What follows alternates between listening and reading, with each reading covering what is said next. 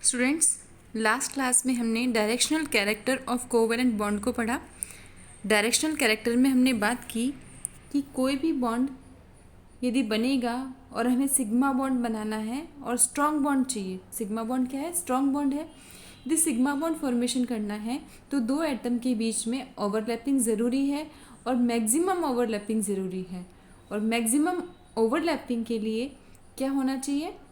वो डायरेक्शन ही होनी चाहिए जहाँ पर ओवरलैपिंग मैक्सिमम हो, जहाँ इलेक्ट्रॉन डेंसिटी मैक्सिमम हो। ठीक है, हमने एस कक्षक की दिशात्मकता पढ़ी, जिसमें एक्स कक्षक हमने देखा कि कैसे होते हैं। एस ऑर्बिटल दिशाहीन होते हैं और पी ऑर्बिटल कैसे होते हैं? दिशात्मक होते हैं। पी ऑर्बिटल की शेप होती है डबल डम्बल। तो पी ऑर्बिटल उसी दिशा में सिग्मा बंध बनाएगा जिस दिशा में ऑर्बिटल है। यदि पी एक्स है तो एक्स डायरेक्शन में सिग्मा बंध बनाएगा, पी वाई है तो वाई डायरेक्शन में सिग्मा बंध बनाएगा, और पी जेड है तो जेड डायरेक्शन में सिग्मा बंध बनाएगा। नेक्स्ट हम पढ़ेंगे आज एस पी कक्षकों की दिशात्मकता। हम जानते हैं कि एस और पी का संकर कक्षक परस्पर विपरीत दिशा में sp2 संकर कक्षकों का एक समत्रिबाहु त्रिभुज के कोनों की ओर, यानी sp3 संकर कक्षक एक चतुष्फलक के कोनों की ओर होते हैं। अतः बंध बनाने के लिए जो संकर कक्षक हैं उनकी दिशा को ही वरीयता देते हैं। उपयुक्त जानकारी के आधार पर विभिन्न प्रकार के अतिव्यापन से बने बंधों की दिशा का आसानी से अनुमान लगाया जा सकता है। ठीक है, sp ऑर्बिटल देखेंगे हम। sp ऑर्बिटल में ओवरलैपिंग, s ऑर्बिटल में ओवरलैपिंग और उनकी दिशा और उनकी दिशात्मकता। ठीक है, एस अतिव्यापन व बंध की दिशा के बारे में बात करेंगे। चूँकि एस कक्षक कैसे होते हैं? दिशाहीन होते हैं। हम पहले भी बात कर चुके, इसलिए एस कक्षक किसी भी दिशा में क्या करेगा? अतिव्यापन कर सकता है। दो एस कक्षक यदि एस की बात कर रहे हैं हम, एस ऑर्बिटल और एस ऑर्बिटल के बीच में अतिव्यापन, तो एस ऑर्बिटल और एस ऑर्बिटल के बीच में जो अतिव्यापन होगा वो किसी भी दिशा में हो जाएगा, नॉन डायरेक्शन होगा और क्या होगा? सिग्मा बंध बनेगा। ठीक है, H2 मॉलिक्यूल एग्जाम्पल है जिसमें 1s के बीच में क्या हो रहा है? अतिव्यापन। लिथियम मॉलिक्यूल का एग्जाम्पल है कि 2s ऑर्बिटल के बीच में अतिव्यापन होगा। ठीक है, तो यहाँ पर हम बात करेंगे कि s ऑर्बिटल दिशाहीन होने के कारण जो अतिव्यापन क्या होगा? कम होगा। अतः SS अतिव्यापन से बना बंध तुलनात्मक रूप से कमज़ोर बंध होगा। ठीक है, SS ऑर्बिटल क्या है? नॉन डायरेक्शनल होने की वजह से क्या होते हैं? काफ़ी क्या होता है, इनमें अतिव्यापन कम हो जाता है और वीक बॉन्ड होते हैं। ठीक है, SP अतिव्यापन व बंध की दिशा। SP overlapping and direction of bond. यद्यपि S कक्षक कैसे होते हैं? दिशाहीन होते हैं। P कक्षक कैसे होते हैं? डायरेक्शनल होते हैं और अपनी दिशा में सिग्मा बॉन्ड बनाएंगे। तो यदि PX S कक्षक से X दिशा में क्या करेगा? अतिव्यापन होगा। PY S से Y डायरेक्शन में, PZ S कक्षक से Z डायरेक्शन में क्या बनाएंगे? सिग्मा बॉन्ड बनाएंगे। P कक्षक S कक्षक की अपेक्षा क्या होते हैं? ज़्यादा दिशात्मक होने के कारण SP अतिव्यापन से बना बंध SS अतिव्यापन से बने बंध की अपेक्षा ज़्यादा स्थायी होगा।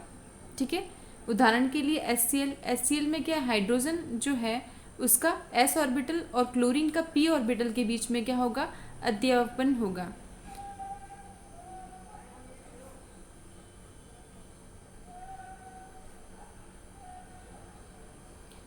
हम HCl का एग्जाम्पल लें तो HCl में H ऑर्बिटल किसका? H हाइड्रोजन का S ऑर्बिटल और क्लोरीन का P ऑर्बिटल क्या करेंगे? अतिव्यापन करेंगे और सिग्मा बंध बनाएंगे। यदि मैं क्लोरीन और क्लोरीन Cl2 मॉलिक्यूल की बात करूं तो क्लोरीन का P ऑर्बिटल और इस क्लोरीन का P ऑर्बिटल आपस में अतिव्यापन करके सिग्मा बंध बनाएंगे। PP अतिव्यापन व बंध की दिशा। PP अतिव्यापन से बने सिग्मा बंध की दिशा वही होगी जो P की दिशा होगी। PX दिशा में सिग्मा बंध बनाएंगे, PY और PZ दिशा में सिग्मा बंध बनाएंगे। ठीक है, S ऑर्बिटल है, यदि गोलाकार है तो S के बीच में ओवरलैपिंग होगी और ओवरलैपिंग से जो बॉन्ड बनेगा वो क्या होगा, सिग्मा बॉन्ड बनेगा। लेकिन एस ऑर्बिटल नॉन डायरेक्शनल होते हैं, गोलाकार होते हैं, इसलिए जो सिग्मा एस ऑर्बिटल से बना हुआ सिग्मा बंध क्या होता है, वीक बंध होता है, क्योंकि इसमें अतिव्यापन कम होता है। और यदि एस और पी की बात करूं तो एस कक्षक गोलाकार और पी एक्स या पी वाई या पी जेड, ये पी एक्स भी हो सकता है, पी वाई भी हो सकता है और पी जेड भी हो सकता है। तो ऐसी कंडीशन में क्या होगा, एक लोब बड़ी एक लोब छोटी, ठीक है। तो यहाँ पर क्या होगा, इलेक्ट्रॉन डेंसिटी ज़्यादा होगी, यहाँ पर इलेक्ट्रॉन डेंसिटी कम होगी, ठीक है। तो यहाँ पर सिग्मा बंध बनेगा वो एस ऑर्बिटल से ज़्यादा स्ट्रॉन्ग होगा और ज़्यादा दिशात्मक होगा, ठीक है, क्योंकि पी कक्षक ज़्यादा दिशात्मक होते हैं। तो एस के कंपेयर एस पी जो ऑर्बिटल से बना बंध ज़्यादा स्ट्रॉन्ग भी होगा और ज़्यादा दिशात्मक भी होगा, ठीक है। और यदि पी ऑर्बिटल की बात करें तो पी एक्स से यदि ओवरलैपिंग करेगा तो क्या बनेगा, सिग्मा बंध। पी इसी तरह से पी वाई के बीच में यदि बंध बनेगा तो बनेगा सिग्मा बंध। पी जेड और पी जेड के बीच में यदि ओवरलैपिंग होगी तो सिग्मा बंध बनेगा, ठीक है। हम जेड जो पी जेड एक्सिस को क्या मानते हैं, बॉन्ड एक्सिस मानते हैं।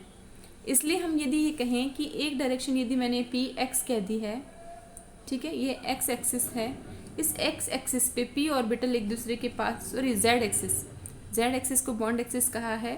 तो यदि यहाँ पास में आएंगे एक दूसरे के, ओवरलैपिंग होगी तो क्या बनेगा, सिग्मा बंध बनेगा। यदि जेड एक्सिस के पी एक्स पी वाई और पी जेड एक दूसरे के क्या होते हैं, परपेंडिकुलर 90 डिग्री एंगल पे होते हैं। यदि ये पी जेड है तो ये क्या होगा, पी एक्स, ठीक है, और ये क्या हो जाएगा, पी एक्स और पी वाई 90 डिग्री पे, ये इन दोनों के भी क्या होगा, परपेंडिकुलर, ठीक है। ये तो दो डायरेक्शन की बात कर रहे थे, ये एक्स और वाई इसी तल में, और ये क्या है उसके लंबवत पी जेड पी वाई, ठीक है। यदि ये पी जेड है तो ये पी एक्स हो गया और ये पी वाई हो गया, ये पी एक्स हो गया और ये क्या हो गया, पी वाई, ठीक है। और यदि ऑर्बिटल यहाँ पे है तो तब जो ओवरलैपिंग होगी वो इतनी ज़्यादा ओवरलैपिंग नहीं हो पाएगी और सिग्मा बंध नहीं होगा, सम पार्श्विक ओवरलैपिंग होगी। और सम पार्श्विक ओवरलैपिंग से क्या बनता है, पाई बंध बनता है। और यदि ऑर्बिटल यहाँ पे है और यहाँ पे है तो भी क्या बनेगा, पाई बंध, ठीक है।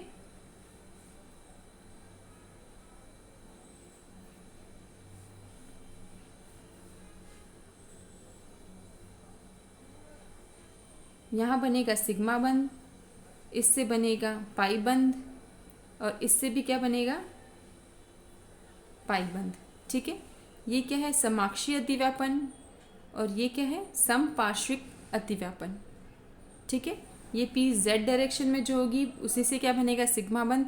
पी एक्स और पी वाई से होगी, पी एक्स और पी वाई से अतिव्यापन हुआ तो क्या बनेगा, पाई बंध। या पढ़ चुके हो समपार्श्विक अतिव्यापन और समाक्षीय अतिव्यापन।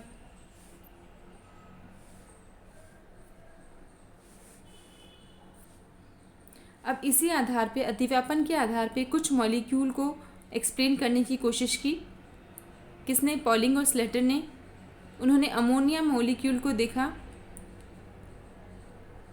अमोनिया और वाटर मॉलिक्यूल का हम एग्जांपल ले रहे हैं। इसमें सेंट्रल एटम क्या है, नाइट्रोजन एटम, और यहाँ सेंट्रल एटम क्या है, ऑक्सीजन एटम। नाइट्रोजन के बाह्यतम कोश में कितने इलेक्ट्रॉन होते हैं, बाह्यतम कोश में 5 इलेक्ट्रॉन, ऑक्सीजन के बाह्यतम कोश में 6 इलेक्ट्रॉन, ठीक है। तो नाइट्रोजन को कितने इलेक्ट्रॉन की और ज़रूरत है, यदि 5 बाह्यतम कोश में है तो 3 और यदि इसको इलेक्ट्रॉन मिल जाएंगे तो इसका ऑक्टेट कंप्लीट हो जाएगा वैलेंस बॉन्ड थ्योरी के अनुसार। यदि ऑक्सीजन के पास में 6 इलेक्ट्रॉन है तो उसको 2 और इलेक्ट्रॉन मिल जाएंगे तो उसका ऑक्टेट कंप्लीट हो जाएगा। तो अब यहाँ देखिए, नाइट्रोजन को 3 इलेक्ट्रॉन की ज़रूरत है तो वो 3 हाइड्रोजन से क्या करेगा, अतिव्यापन करेगा, ठीक है। यदि पी, तो उस नाइट्रोजन के पास पी एक्स, पी वाई और पी जेड, ठीक है, तीनों एक्सिस हैं। ये पी वाई एक्सिस, ये एक्स एक्सिस और जेड एक्सिस, तीनों एक्सिस से हाइड्रोजन क्या हो रहे हैं, एक दूसरे इसके पास में आ रहे हैं। नाइट्रोजन के पी एक्स ऑर्बिटल से हाइड्रोजन का orbital s orbital, p y orbital से हाइड्रोजन, पी जेड ऑर्बिटल से हाइड्रोजन, तीनों एक दूसरे के परपेंडिकुलर हैं। तो बॉन्ड एंगल क्या रहेगा इसमें 90 डिग्री। तीनों एक दूसरे से क्या है परपेंडिकुलर है, तो बॉन्ड एंगल अमोनिया में क्या आया 90 डिग्री। उसी तरह से यदि ऑक्सीजन में देखा हमने 6 इलेक्ट्रॉन ऑक्सीजन के बाह्यतम कोश में है, ठीक है, उसको कितने इलेक्ट्रॉन की ज़रूरत है, ऑक्सीजन को 2 और इलेक्ट्रॉन की ज़रूरत है। तो वो 2 हाइड्रोजन एटम से क्या करेगा अतिव्यापन करेगा। 2 हाइड्रोजन एटम से अतिव्यापन के बाद कितने हो जाएंगे ऑक्सीजन के बाह्यतम कोश में 8 इलेक्ट्रॉन हो जाएंगे। और दोनों कैसे करेंगे, ऑक्सीजन एटम का p y orbital s hydrogen के एस ऑर्बिटल से, ऑक्सीजन एटम का पी जेड ऑर्बिटल हाइड्रोजन से अतिव्यापन करेगा जेड डायरेक्शन में, तो सिग्मा बंध बनेगा। यहाँ पर भी सिग्मा बंध, यहाँ पर भी सिग्मा बंध। लेकिन ये पी जेड और पी वाई एक्सिस एक दूसरे के क्या है परपेंडिकुलर, यानी 90 डिग्री पे। तो बॉन्ड एंगल क्या आया 90 डिग्री।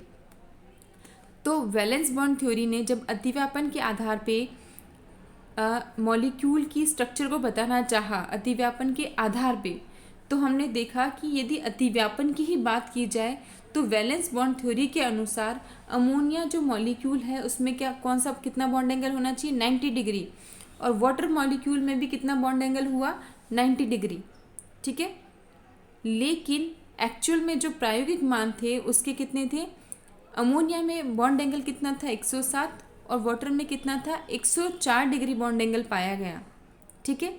तो अतिव्यापन के आधार पे मॉलिक्यूल की स्ट्रक्चर को बताना वो सक्सेसफुल नहीं रहा, क्योंकि अतिव्यापन के आधार पे तो 90 डिग्री बॉन्ड एंगल होना चाहिए, जबकि एक्चुअल में अमोनिया का 107 है और वाटर का 104 डिग्री बॉन्ड एंगल, जिसको अतिव्यापन एक्सप्लेन नहीं कर पाया, ठीक है। तो ऐसा क्या रीज़न था कि बॉन्ड एंगल 90 से बढ़कर 104 हो गया, ऐसा क्या रीज़न था कि अमोनिया बीपी में बॉन्ड एंगल 90 से बढ़कर 107 हो गया, ठीक है।